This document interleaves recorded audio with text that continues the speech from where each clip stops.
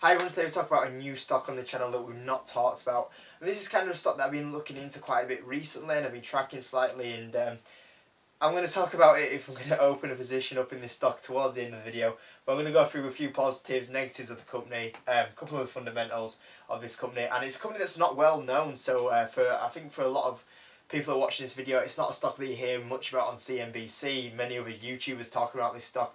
So I always think it's quite useful when some kind of YouTuber does talk about a stock that not many people have heard of, because then they go check it out and they're a bit grateful for finding that stock out. So hopefully me telling you about this stock today is quite useful for you guys, and have a look at them because I really like them. Not to give it away what I think of the company at the start of the video, but is CBRE Group a buy? Now, if you don't know what this company is, it's pretty much a commercial retail estate agent.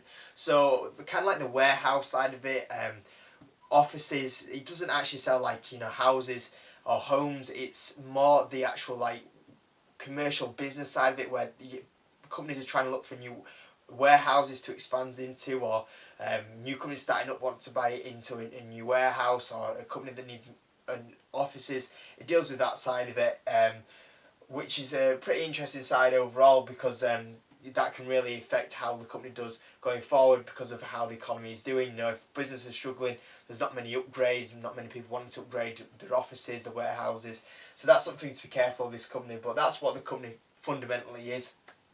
It's a really simple company to understand because of it just being a retail agent for commercial properties. And one thing I like about CBRE Group than a lot of the competitors is that its margins are better than in everything than a lot of the other competitors. When you look at the gross margin, the cash flow margin, is beating a lot of the other companies in its sector. So from that side of it, it's a really strong company in its sector, and it's also quite a worldwide company as well. It's expanded quite well, and from personal use of this company, I actually know this company quite well, and I have to say, out of all the estate agents that I dealt with when looking for a new commercial property, CBRE Group was definitely the best one that I dealt with coming back to me, helping me out, giving me information. So from my personal view as well, they're a really good company when I actually interacted with them. Some of the negative sides that you just got to be careful of, guys, is that currently this stock doesn't pay a dividend. I know a lot of people like dividend, especially when it's like a retail company. You would think it's something where they would pay a dividend. Already the shares are quite cheap at $50 per share, but it doesn't pay a dividend at the moment. I mean, the balance sheet's quite healthy, and they're kind of sitting on, I think it was 830 million of cash. Potentially we could see a dividend going forward. I mean, if they were to pay a dividend, it would be a pretty low dividend. You would only be talking about 5 cents, 10 cents, something around there. But no dividend at the moment, but going forward there could be. And another negative side of this company that that I'm a little bit worried about, apart from the dividend play, is that it's not very crash-proof company. Now the balance sheet's quite healthy, but if the economy was to go down, which a lot of people are fearing right now, then obviously this would take a big toll on this company, because you wouldn't have the companies upgrading. They won't make the commission side of it from selling a lot of these commercial properties.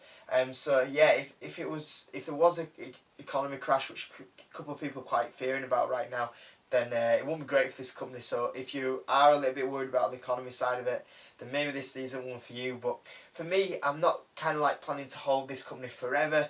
I just think it's slightly undervalued right now, and if there was a crash, you would know I'd probably sell this stock, because it would struggle in a crash compared to some of the other stocks.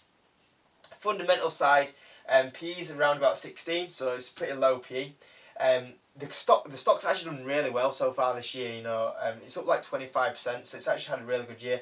And for me, I don't normally get into stocks that have gone up that much.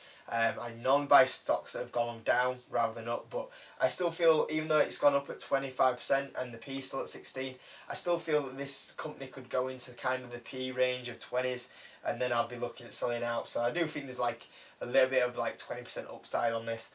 EPS growth is pretty good at just short of 8%.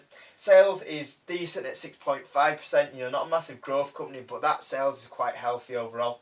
So kind of my feeling on this company, I really like the company, personal experiences as well. It seems like it's doing really well with all the margins it has. balance sheet's pretty healthy. Obviously I'd like a dividend, which it doesn't have, and it's not very crash proof, so if a crash was to come and I was invested in this company, you know, I'd pretty much sell out straight away. But when we look at this side of it, the fundamentals is quite healthy overall, and I still feel there's a little bit of upside on this company. I reckon there's still a good 10 to 20% upside. So I kind of have a little bit of cash sitting there, and I'm not in any at all kind of retail, the estate agent side of it at all. I don't have any companies like that, any kind of property. You know, the closest I ever got to was investing in Toll Brothers about 6 months ago. Really considered that one, and then I missed. It went up on earnings, and I was like, ah, so I never bought that one. But this is a good one, I feel. So I am considering buying a few shares into this company. If I do buy a couple of shares, then I'll let you know and I'll make a video about it. But this week I potentially could buy a small position into this company. And like I say, if I do, I'll do a video about my entry point when I got into.